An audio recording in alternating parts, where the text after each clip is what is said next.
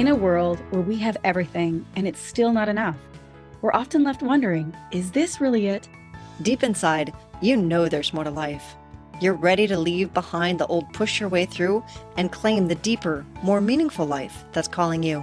That's what we invite you to explore with us. We're your hosts, Stephanie Allen and Maren and this is the Soulful Leader Podcast. Yay! Welcome to the Soulful Leader Podcast. I'm Maren, and I'm here with Stephanie.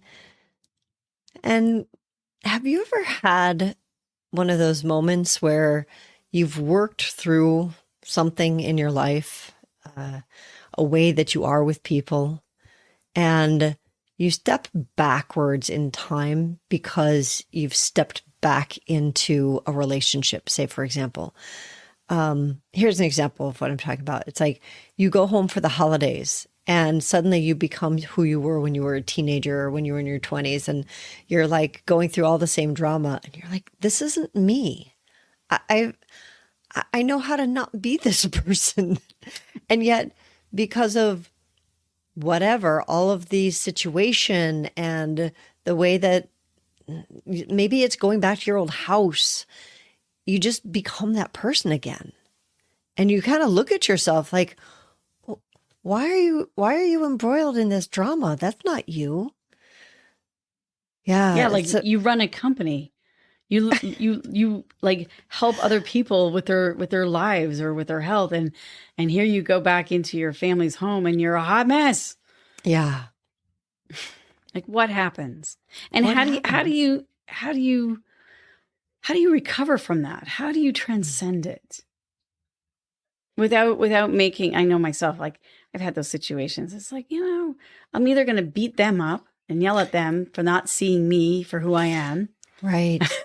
Or I'm going to beat myself up for, reacting or not allowing myself to be at peace no matter what. Or, it's just such an interesting dynamic. And I know we're using, holidays or home, but it could be getting together with a bunch of college friends that you haven't seen for years, or, or you're just out of your comfort zone. You're in a different place. And what happens is that it's almost like we age regress back into a younger version of ourselves that doesn't have self-worth, self-esteem, self-image. Like we've lost that part of us, and we're trying to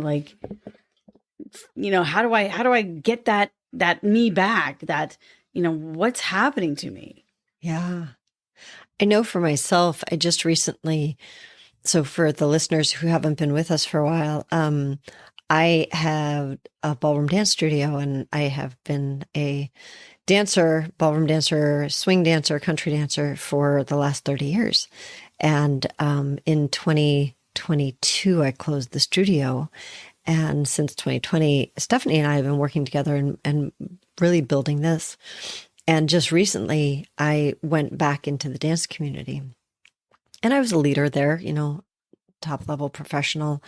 So it wasn't that I went back into a non-leadership role.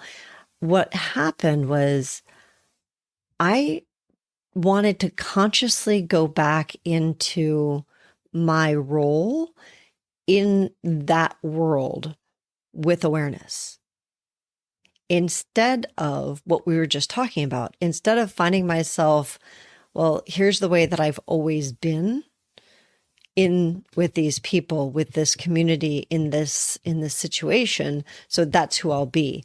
I wanted to go into it with an awareness of, who do I want to be here now? Because I've changed a lot in the last 3, 4, 5 years. And that's the person I want to show up as. I don't want to go back. Like you said, I love that age regression. I don't want to go back to who I was. Not that who I was bad in that situation. It just is, I didn't want that. I wanted to be more conscious. And so I started. And you've grown and evolved. So it's like it's like a way of claiming it for ourselves. It's like, wait a minute, I've worked hard to grow and learn and evolve. And there's nothing wrong with who I used to be, but I want to honor who I am now too. Yeah. And so it started me thinking down this whole rabbit hole of that's also true if I, like you said, if I go into a situation where I'm not comfortable, or I go home for the holidays, or I go, whatever the situation is, how do I bring my present self with presence, who is a leader, who is, like you were talking about, it's like we're such powerful beings. We've accomplished so much in our lives, and then we find ourselves in this situation where we go, "Oh, I'm no one," right?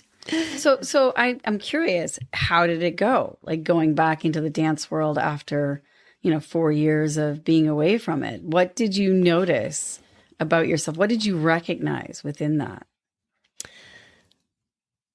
Oh, I was hired to teach at an event last weekend, and my teaching has changed and evolved. And I was really being aware in a different way, like a deeper level of awareness of the people around me. And that was one of the things, even throughout my whole dance career, that was one of the things that I was actually very aware of. I was like, I don't want this to be about me. I want this to be about the people around me. And I was a very conscientious teacher and professional along those lines. And so it was very interesting to see it even at another level. Like, oh, there's even more there, right? There's always more that we can do. And that's not oh God, there's always more we can do, right? It's actually an exciting thing of like, oh, so that was what I noticed was driving home. I had set an intention for what it was going to look like. Here's what I want to play with this evening, which was that presence that I was just talking about. Being aware of what's going on behind what appears, right?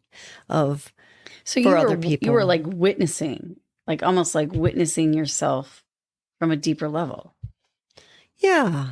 I was also witnessing the other people from a deeper level. Yeah. So like, it's almost like, I know in some of my worlds, people would say, "Oh, that sounds like you're out of your body," but that's not at all. You're actually transcending, like you're allowing yourself to not be limited to the body. You're in the body, but you're expanding beyond that to see all perspectives from a place of non-judgment, but out of curiosity and wonder is what it sounds like.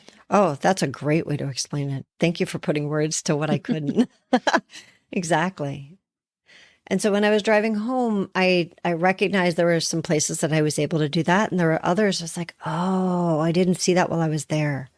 I wasn't aware of that. And so I'm kind of excited for the next, I'm like, ooh, I want to try that again, right? So like, what is the curiosity, the wonder, the exploration of, oh, how much more can I evolve? And taking that into those places where it feels crunchy, where, we normally do regress to somebody that we were in the past, going into it with the awareness. And then it becomes less of the, oh, I have to, and more of the, ooh, I get to. Yeah, because I think there's a lot of belief that we can't change. Like, that's just who I am, or people don't change.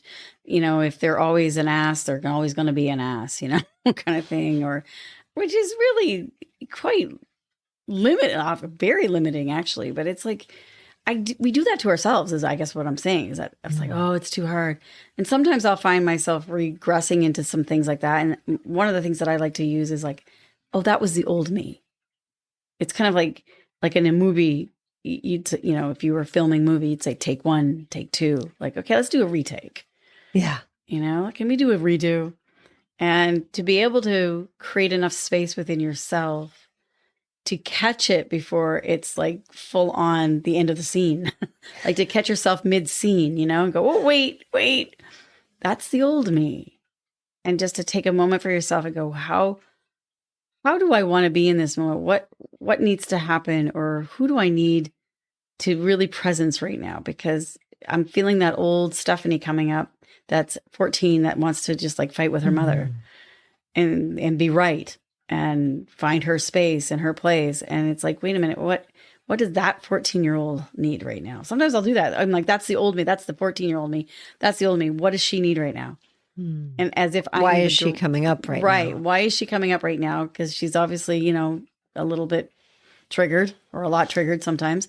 But it's like, what is she needing right now? And to be able to slow down enough to give yourself that space to self-reflect, that takes practice. It does. It doesn't happen in the moment without practice. I would say you do something when you don't need it, so you'll remember it when you do. And that's, when we were saying earlier that, we've done a lot of work to evolve who we are, that is the practice. And doing it with more intention. So I really am hearing like 3 levels. One of the things you asked is how do we do this? How do we become different people when we're back in a situation or we're uncomfortable or whatever? And I'm really experiencing 3 parts to this. The first is the desire to be a different person, right? The awareness going into it. So if I'm, going into an uncomfortable situation, and here comes the Maren that always goes into an uncomfortable situation, and she's the same person, and I've evolved past that person, and yet I regress back. The intention of like, oh, I recognize that, maybe going out to a bar or going to an interview or going wherever makes me anxious. So I want to do it differently. When I'm going home for the holidays, I want to do that differently. I don't want to get back into the same codependent relationships that we always have, or the same argument with Uncle whoever. So there's the first piece is saying, yeah, I do want to do that differently, recognizing that normally I don't, and I'm ready. And then the piece that you just mentioned, which is in the moment, recognizing when it spirals out. Because you know what? Yeah. You will. Yeah. And to do that with love. Yes. Because I think it's really important, because we tend to default, again, the old style. It's like we beat ourselves up. We make ourselves wrong. It's like, oh my gosh, what's wrong with me? Why do I keep doing this? Poor me. Or the blame and shame game, right? Or God, they're such assholes. They bring out the worst in me. And you blame them. And it's like, well, wait a minute, you're part of this too.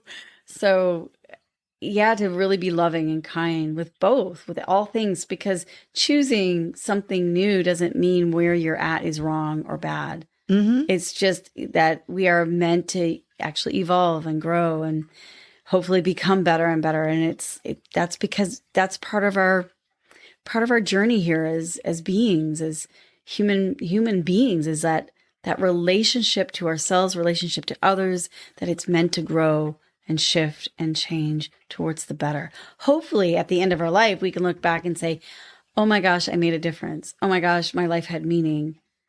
Oh, I really became a better version of myself. And I don't know if many people take that practice or that time or that self-reflection in the journey of life to sit and look at it and say, well, wait a minute. Am I growing in the direction that is more loving, more kind, more beautiful, more peaceful, more wise? Or am I just constantly reacting all the time? And I'm still kind of stuck in that same old 14-year-old, I don't want to, you can't make me screw you kind of energy. Or why bother? I'm getting old anyway, so I might as well give up. Right. I think there's a lot of that. And that part is really hard on ourselves or on others. And that's where I'm suggesting the practice of just when you catch yourself in that, to say, what would love do? How could I be more loving in this moment towards myself, towards a situation? I just recently had a situation with someone that, they were being so not rational at all. Like part of me was like, oh my God, like what you want to like do that? You could have had a V8 and you want to pop them on the head and you go like, what? Will you just come back? Because they were totally contradicting themselves. And I just heard inside myself, like, what's the most, I do this a lot. This is my practice. I'll say, what is the most loving thing to do? And what I heard was just let them be in the mess. It's okay. You don't need to rescue them. They're not asking you for help. They're not asking you for your opinion. Just hold space for letting them be uncomfortable right now. And don't abandon them. Just love what is, even though Part of me wanted to shake them and Shake go, them, will you right? just wake up? Do you hear yourself? Like, Do I you don't know hear what to say yourself? to you right now. But I mean, I can say that about myself too. I'm sure. Exactly. I was Like what just thinking that. like what I said about you having the witness. I mean, I can say that with myself. And there was that practice of, as I'm practicing more loving kindness towards myself and spaciousness towards myself, I had it for this other being. Hmm. It doesn't just happen. You have to practice it. And it's not something that we learn in school or from each other for the most part. You really do need to seek it. And that kind of brings me to the third thing, which is a review process. Because when you here's my experience. When I set my intention and I go about, okay, I'm going to do it differently tonight, I invariably get about halfway through and then I fail and I don't do it differently. So when I was driving home from the dance event, I was like, hey, I did it here, here, here. And then I lost it. Right. And, that loving kindness of, instead of I should have, because like the whole shoulda, woulda, coulda, ought to. And the shame game, it's like a second grader shaming themselves for having second grade reading skills. That's where I am, right? This is where I am in my awareness. Skill, yeah. I'm learning a new skill. I made an intention of like, I want to learn how to do this differently. So I'm going to do my best to show up. And the first few times I wasn't able to show up at all. And then I started to be able to catch myself in the moment a little bit, and then a little bit more, and then a little bit more. And even with all the practice that I've done, there was still, there were some things that's like, oh, I could have done that differently. Interesting, right? Our teacher has this thing that he says, interesting creation. Instead of, oh, I should have, oh, if only, no, just, interesting creation. Why'd that, like you said earlier, why did that show up right now? Why did that part of me show up? Why did that person who wanted to shame me show up? Why did that question, whatever, So I'm hearing you in this too. And I just want to reassure those who are listening, because this is a 30-year journey that I've been on with these questions. And in my beginnings of that journey 30 years ago, when someone would say, so why did this happen? And what was your part in it? I would immediately go into shame. Yeah. Judgment And shame and harshness. And I would want to push the person away or tell them, you just need to go away, get out of my place. Why are you pushing me against this?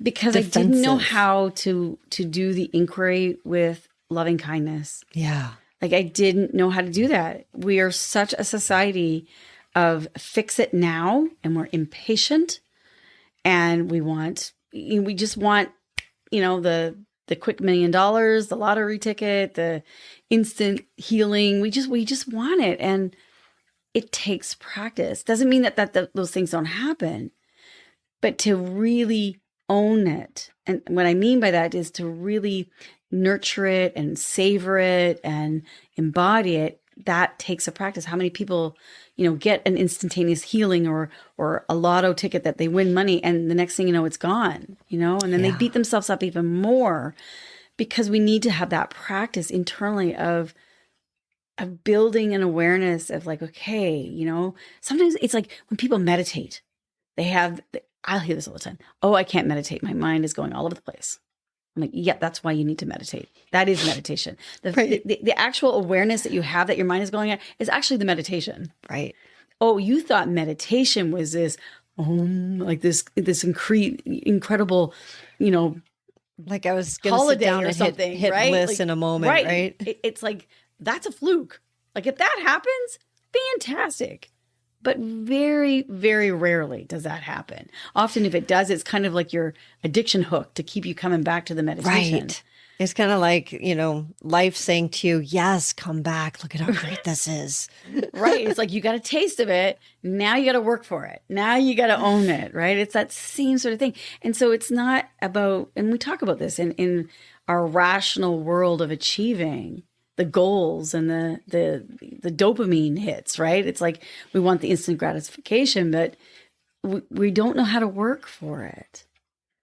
And that working for it doesn't mean you're doing something wrong. It's actually because you're doing something right. Yeah. You're building a resonance. You're building an interior state of being that when you have to go back home for your holidays, or you're going to your anniversary party or retirement party, or, alumni reunion, whatever it is, that you can hold that state, and that becomes your new.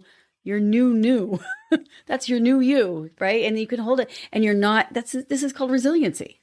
This is what we talk about resilience, is that it is an internal practice. It And really yes, is. it's going to add, you're going to be tested in the outer world. That's the only way we can know how we're doing. That's the feedback. I love that, because oftentimes we think of you're going to be tested as a negative. And Yeah, like you did something wrong. like you did something wrong. Oh, that came up because I didn't do this well enough, right? That whole where we're not good enough, and it keeps coming up. Instead of, I love what you just said about, it's because we did something right. Yeah. So as we become stronger and we evolve, different situations come up so that we can own that situation too, and the next one. And that's what I think of when I think of this testing in the outside world, is it's just another opportunity for me to own my mastery. Oh, I love that. Yeah. It's like, There's there's your another. mastery. Yeah. Mhm. And earlier when you mentioned the overnight healing or the overnight success, those are, when we see them in the outer world, that's really true, rarely true, Mhm. that was truly an overnight success. Most overnight successes are 20 years in the making, because they worked through all of the different places and they owned their mastery. And such a witness, Maren, too, because no one saw what they did. They only saw the outer, but there's 20 years of internal working. And no one sees that. Yeah. And sometimes we ourselves don't even see it. And I think that's what happens when we get tested with these different things. And then you build those practices so you can look back and go, oh, wait a minute. I see where you can do it with love and humor rather than with blame and shame. It's like, oh my God, I call it a little booger. I go, look at that. It's gross, but you think of like little children, they walk around, their nose is going to run. It's like, come here, honey. I got to wipe your nose. It's like everybody else can see the booger, but you can't, but it's okay. It's got to feel uncomfortable. That's kind of what it feels like. It's like, oh, I get to see the little booger and I get to wipe it out. I get to move it, not out of shame and blame, but of like, I caught it. And to be able to catch it sooner. And it's really not that bad. It's really not that bad. And but we so dramatize it. And sometimes there are so many gifts, There's a gift of owning it and learning and becoming aware and conscious. And then there's also something that I would say people are as bad as you need them to be. So you'll become who you're meant to become. Sometimes there's this opportunity to unveil this hidden potential in yourself you didn't even know was there. And if we can look at it as, the old saying, instead of I have to, I get to, or that fascinating creation, interesting creation, or wow, the awareness, the witness of the whole big picture. I was like, okay, this is really cool. I get to do this. Yeah.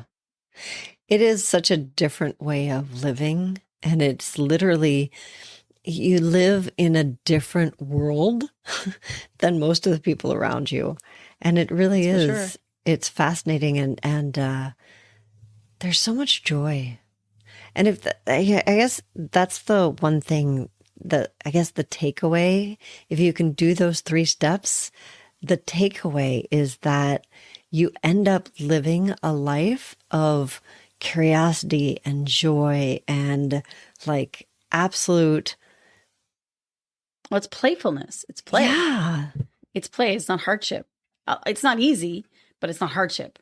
So the work is, it changes. So what we think of work now of like, oh, it's hard, I need to do it, I have to, da, da, da. It becomes a joyful thing because it is. It's when we were kids, we learned through play. And we forgot how to do that as adults. And so it's getting back to that, but from a higher place, you know, where we bring consciousness to it and we choose to learn through play. And I'm going to go play with this. You know? So lighten up, y'all. That's what you want to say. Like, Exactly. You know, let's lighten up and play and take nothing personally. I love that. What is that saying? Isn't that the 4 agreements? Take nothing personally, least of all yourself.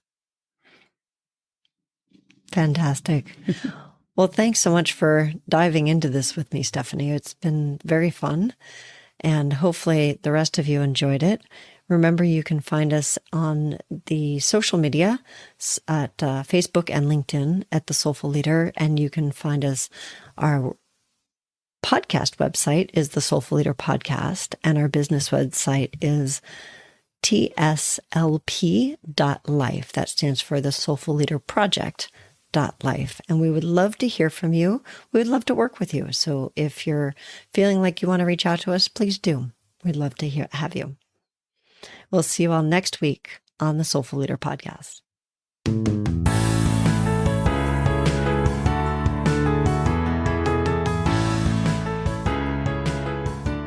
And that wraps up another episode of the Soulful Leader Podcast with your hosts, Stephanie Allen and Maren Oslack. Thank you for listening. If you'd like to dive deeper, head over to our website at thesoulfulleaderpodcast.com. Until next time.